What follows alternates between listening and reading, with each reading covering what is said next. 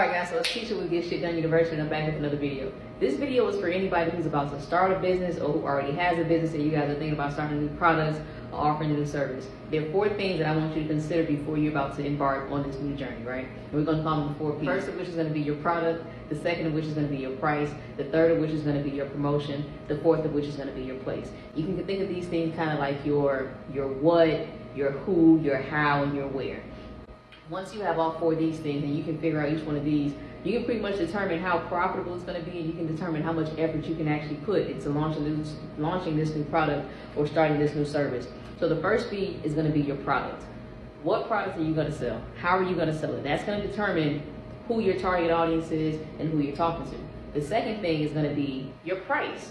Once you know what you're selling, that's going to determine that's going to be the most determining factor as far as who your target audience is. Because selling a $50 water bottle versus selling a $2 water bottle are 2 totally different things. So once you have your product and you know what you're going to sell, the next important thing is figuring out what price point you're going to sell, so you know who your audience is, and you can figure out how you're going to sell to them, which takes me to the third P, promotion. Promotion is the how of the 4 Ps. It lets you know how you're going to reach the target audience that's going to pay the price that you've already established. So if you decide that you want to sell $50 water bottles, then your promotion aspect needs to figure out how you're going to talk to somebody who's going to pay $50 for a water bottle as opposed to somebody who would pay $2 for a water bottle.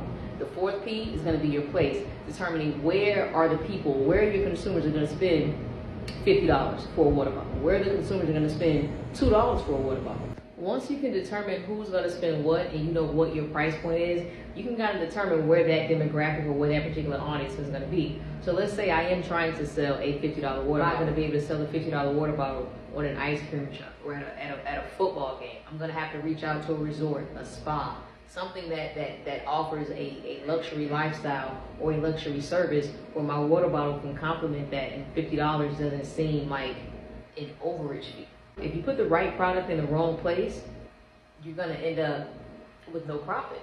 But if you put the right product in the right place, your profit is going to skyrocket, which is why it's very important to kind of administer to the 4 Ps and understand all 4 of them. So where are you placing your product? Where is it going to go? Understanding who your audience is, how they spend their money, where they spend their money is going to let you know how effective you're going to be at selling your product, and honestly how much effort put into selling your product. It's pretty easy to sell a $2 water bottle. It'll be a lot harder to sell a $50 water bottle than it's going to be sell a $2 water bottle.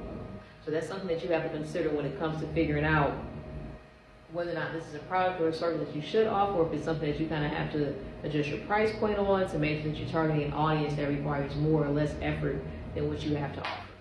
And that's it, guys. And as always, once again, if you have any questions or comments, if there's something I missed, something you have some feedback on, let me know in the comments.